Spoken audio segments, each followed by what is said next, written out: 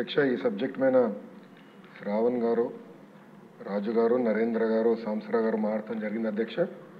వాళ్ళు మాట్లాడటం కాదు, గౌరవ సభ్యుల మనోభావాలన్నీ వాళ్ళు చెప్తాం జరిగింది.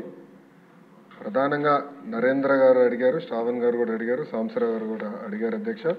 తప్పనిసరిగా నాడు నేడు పైన ఒక ఎంక్వైరీ ప్రభుత్వం వేస్తుంది, అంటే ఎలాంటి సందేహం లేదు. అగ్రిమెంట్స్ ఏంటి, గతంలో ఎవరికి ఇచ్చారు ఈ వర్క్లు, ఎందుకు పనులు సరిగా జరగలేదు, నాసరికైన పనులు జరిగినాయి అనేది పేపర్లో కూడా గతంలో వచ్చింది. దానిపైన తప్పనిసరిగా ఎంక్వైరీ చేస్తాం. రెండోది సాంసరావు గారు చెప్పినట్లు ఫేజ్ 1లో కొన్ని భవనాలు కట్టారు, కానీ అది మూసేశారు, అంటే వాడట్లేదు. ఏకంగా స్కూల్స్నే మూసేసే పరిస్థితికి వచ్చారు. తెలుగుదేశం, జనసేన, భారతీయ జనతా పార్టీ విధానం ఒకటి. ప్రభుత్వ పాఠశాలల్ని మేము బలోపేతం చేస్తాం. ప్రైవేట్ పాఠశాలలకి ధీటుగా ప్రభుత్వ పాఠశాలలు తీర్చిదిద్దాలనేది మా లక్ష్యం. అందుకే చంద్రబాబు నాయుడు గారి నాయకత్వంతో మెగా డిఎస్సి కూడా ప్రకటించాం. ఉపాధ్యాయుల పోస్టులు కూడా భర్తీ చేస్తున్నాం. నెక్స్ట్ ఇయర్ ఏదైతే స్కూల్ ఓపెన్ అయ్యే సమయానికి ఉపాధ్యాయులు కూడా పకడ్బందీగా మేము ఏర్పాటు చేస్తాం. దాంతోపాటు రాజుగారు ప్రధానంగా ప్లే గ్రౌండ్స్ ఏర్పాటు చేస్తే బాగుంటుందని కోరారు. ఉపాధి హామీ పథకంతో అనుసంధానం చేస్తాం. పవనంతో నేను చర్చిస్తాను. ఆయనతో పాటు మన స్పోర్ట్స్ మినిస్టర్తో కూడా ఆల్రెడీ డిస్కషన్ చేశాను.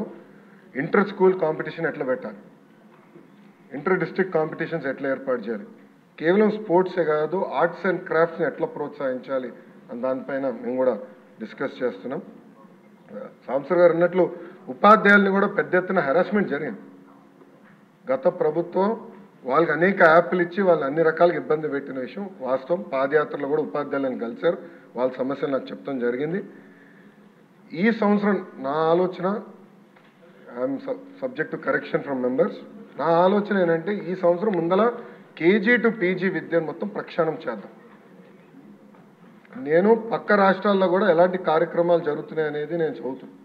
ఉత్తరప్రదేశ్లో నిపుణ్ కార్యక్రమం చేస్తున్నారు, ఢిల్లీలో కూడా అనేక కార్యక్రమాలు చేస్తున్నారు. నేను కూడా అది మొత్తం రివ్యూ చేస్తున్నాను. నేను కూడా ఫీల్డ్ విజిట్స్కి వెళ్ళాల్సిన అవసరం ఉంది. ఒక పక్కన విద్యార్థుల కోసం మనం డబ్బులు ఖర్చు పెడుతున్నాం, మిడ్ డే మీల్స్ కార్యక్రమాలు ఇస్తున్నాం, ఇన్ఫ్రాస్ట్రక్చర్ ఇంప్రూవ్ చేస్తున్నాం, కానీ లెర్నింగ్ అవుట్కమ్స్ ఏంటి? ఎందుకంటే మంగళగిరిలో కూడా నేను ఉపాధ్యాయులను కలిసినప్పుడు వాళ్ళు అదే అడిగారు.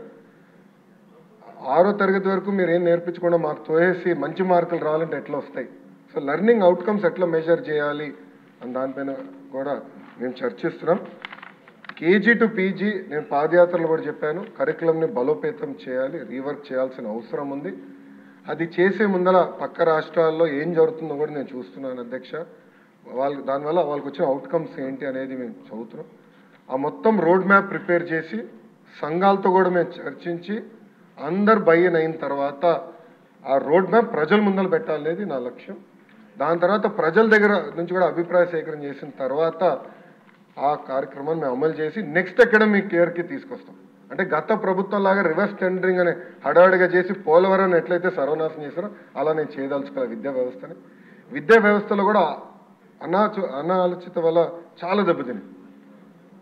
సిబిఎస్ఈ కరికులం అన్నారు, కొన్ని స్కూల్స్ ఏమో CBSE curriculum with CBSE examination అన్నారు, మళ్ళీ మధ్యలో ఐబీ అన్నారు, తర్వాత టోఫెల్ అన్నారు, డిక్షనరీ అన్నారు. అంటే కొంచెం గందరగోళంగా ఉంది. ఇది మొత్తం కొంచెం స్ట్రీమ్లైన్ చేయాల్సిన అవసరం ఉంది. ఎందుకంటే మన పిల్లల భవిష్యత్తు దీనిపైన ఆధారపడింది.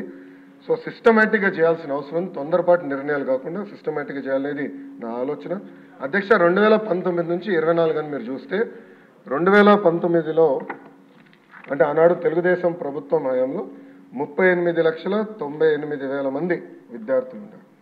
5 సంవత్సరాలు వేల కోట్ల రూపాయలు ఖర్చు పెట్టిన తర్వాత అది 38,26,000 మంది విద్యార్థులకు తగ్గిపోయింది. అంటే 72,117 మంది విద్యార్థులు ప్రభుత్వ పాఠశాలలో తగ్గిపోయారు. ఇది కరెక్ట్ కాదు, అంటే ఎక్కడో లోపాలు జరుగుతున్నాయి, అంటే డౌట్ లేదు. అదేవిధంగా 117 జియో గురించి కూడా సభ్యులు నా దృష్టికి తీసుకొచ్చారు. అది కూడా మేము డిస్కషన్లో ఉంది. దానిపైన కూడా తొందరలోనే ఒక నిర్ణయం తీసుకుంటాం. కానీ ఎన్డీఏ ప్రభుత్వ ఆలోచన వెరీ క్లియర్. ఉపాధ్యాయులు నియమిస్తాం, ఆగిపోయిన పనులు పూర్తి చేస్తాం, జరిగిన పనులపైన తప్పనిసరిగా ఎంక్వైరీ చేస్తాం. Thank you. మంత్రి దాని తర్వాత నెక్స్ట్ సెషన్ అంటే ఎంక్వైరీ నివేదిక వచ్చిన తర్వాత నెక్స్ట్ సెషన్లో నేను టేబుల్ చేస్తాను. Okay, thank you. లేదు శ్రావణ్ ప్లీజ్, శ్రావణ్ గారు ఒక్క క్వశ్చన్కి ప్లీజ్ వినండి. ఒక క్వశ్చన్కి 37 minutes అయింది అంతే.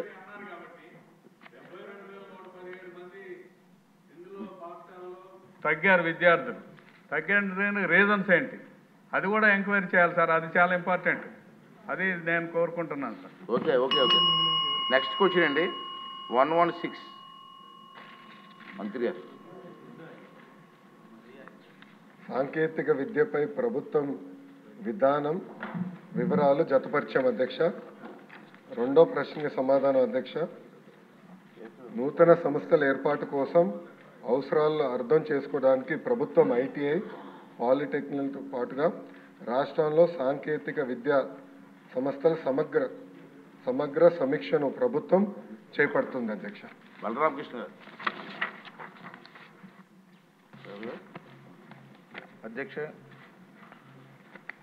మన దేశంలో సుమారు 50 కోట్ల మంది యువత ఉంది. ప్రతి సంవత్సరం కూడా 10th క్లాసు, గత సంవత్సరం చూసినట్టయితే 6,09,00,000 మంది 10th క్లాస్ పాస్ అయి బయటకు వచ్చారు.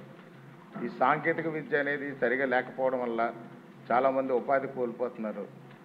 ఈ ఇంజనీరింగ్కి ఈ తల్లిదండ్రుల ప్రోద్బలము, ఇంజనీరింగ్ కాలేజీలు ప్రోద్బలంతోనూ ఇంజనీరింగ్లు జాయిన్ అయ్యి వాళ్ళు కొన్ని సబ్జెక్టులు చదవలేక, సరైన పరిజ్ఞానం లేక కొంతమంది డ్రాప్అవుట్స్ అయ్యి ఆగిపోతున్నారు. అలాంటి పరిస్థితుల్లో వాళ్ళకి ఏ ఉపాధి లేకుండా నిరుద్యోగులుగా మిగిలిపోతున్నారు. అలాంటి పరిస్థితుల్లో గతంలో అయితే ఐటీఐ అనేది సమర్థవంతంగా ఉండేది. అధ్యక్ష, ఈ సబ్జెక్ట్ మీద బలరామకృష్ణ గారు, బుచ్చే చౌదరి గారు, ఆనందరావు గారు, కోనారవి గారు మాట్లాడారు అధ్యక్ష.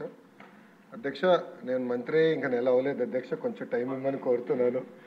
ఎందుకంటే సబ్జెక్ట్ చాలా వాస్ట్ సబ్జెక్ట్. కేజీ నుంచి పీజీ విద్య, స్కిల్ డెవలప్మెంట్ కూడా ముఖ్యమంత్రి గారు నాకు ఇష్టం జరిగింది. కొంచెం వాస్ట్ సబ్జెక్టు.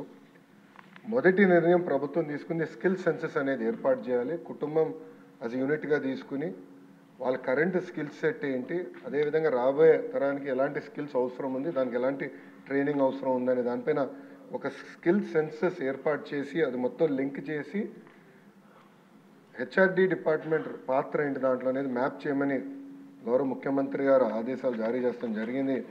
ఆ ప్రక్రియ కూడా తొందరలో మేము ప్రారంభించబోతున్నాం అధ్యక్ష. అధ్యక్ష, ఐటీఐ పాలిటెక్నిక్ వచ్చేగల 2-3 ఆలోచనలు ఉన్నాయి. అది కూడా గౌరవ సభ్యులందరూ కూడా మనం ఓపెన్గా డిస్కస్ చేయాలి సెషన్ బయట కూడా. టాటా లాంటి సంస్థలు అడాప్ట్ చేసి మార్కెట్ కావాల్సిన లింకేజ్ మేము చేయగలుగుతాం అనేది ఒక వర్షన్ ఉంది. రెండోది, మన రాష్ట్రం నుంచి అనేక పారిశ్రామికవేత్తలు ఉన్నారు. ఒక్కొక్కరు ఒక ఫీల్డ్, అంటే ఫార్మాలో కానీ, మ్యానుఫ్యాక్చరింగ్ ఇండస్ట్రీ, డైరీలు, అనేక రంగాల్లో కూడా అద్భుతమైన పారిశ్రామికవేత్తలు ఉన్నారు. వాళ్ళు కూడా ముందరికొచ్చి ఐటీఐ పాలిటెక్నిక్ మేము దత్తకు తీసుకుంటాం, మెరుగైన విద్యను మేము అందిస్తాం, ఇండస్ట్రీకి ఇది కావాలో అది మేము లింకేజ్ మేము ఏర్పాటు చేస్తామని వాళ్ళు చెప్తాం జరిగింది. సో అది కూడా మేము డిస్కషన్లో ఉంది అధ్యక్ష. దానిపైన కూడా తొందరలోనే ఒక నిర్ణయం మేము తీసుకుంటాం. వాస్తవ అధ్యక్ష, ఇన్ఫ్రాస్ట్రక్చర్ ఫెసిలిటీస్ మెరుగుపరచాల్సిన అవసరం ఉంది అధ్యక్ష. ఐటీఐకి వచ్చేగల దాదాపుగా 44 కోట్ల రూపాయలు అవసరం ఉంది.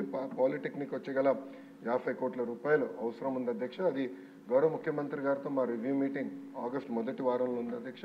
అది గౌరవ ముఖ్యమంత్రి గారి దృష్టికి తీసుకెళ్ళి తప్పనిసరిగా దీని ఎట్లా రిపేర్స్, మెయింటెనెన్స్, కొత్త భవనాలు కట్టే లోపల ఉన్న భవనాలకి ముందర రిపేర్స్, మెయింటెనెన్స్ చేసి దాంట్లో అడ్మిషన్స్ ఎలా పెంచాలనే దానిపైన తప్పనిసరిగా మేము గౌరవ ముఖ్యమంత్రి గారితో కూడా మేము చర్చిస్తాం అధ్యక్ష. ఒకసారి మనం చూస్తే డాక్టర్ బిఆర్ అంబేద్కర్ కోనసీమ జిల్లాకి వచ్చేగల పాలిటెక్నిక్ ఒకటి ప్రభుత్వ పాలిటెక్నిక్ ఉంది అధ్యక్ష, 5 ప్రైవేట్ ఉన్నాయి అధ్యక్ష. అదేవిధంగా ఐటీఐ వచ్చేగల ప్రైవేట్ ఐటీఐలు ఒక 15 ఉన్నాయి అధ్యక్ష. ఓవరాల్ రాష్ట్రంలో 88 ప్రభుత్వ పాలిటెక్నిక్లు ఉన్నాయి, 174 ప్రైవేట్ పాలిటెక్నిక్లు ఉన్నాయి అధ్యక్ష. అడ్మిషన్స్ కానీ ఒక్కసారి చూస్తే ప్రభుత్వ పాలిటెక్నిక్లో 61% అధ్యక్ష, ప్రైవేట్లో 40% అధ్యక్ష. ఇంకో పక్కన అధ్యక్ష మీరు చూస్తే పాలిటెక్నిక్స్కి వచ్చేగల తెలుగుదేశం పార్టీ అధికారంలో ఉన్న రోజులు మినిమం 80% ఉండేది అడ్మిషన్స్. 2015-16 94%కి వెళ్ళింది అధ్యక్ష. కానీ అంటే వైకాపా పార్టీ అధికారంలోకి వచ్చిన తర్వాత 81% అడ్మిషన్స్ మేము ఇన్స్టిట్యూషన్స్ అందజేస్తే అది క్రమీపంగా తగ్గుతూ వచ్చి ఒక సంవత్సరం అయితే కేవలం 59% అడ్మిషన్స్ జరిగినాయి.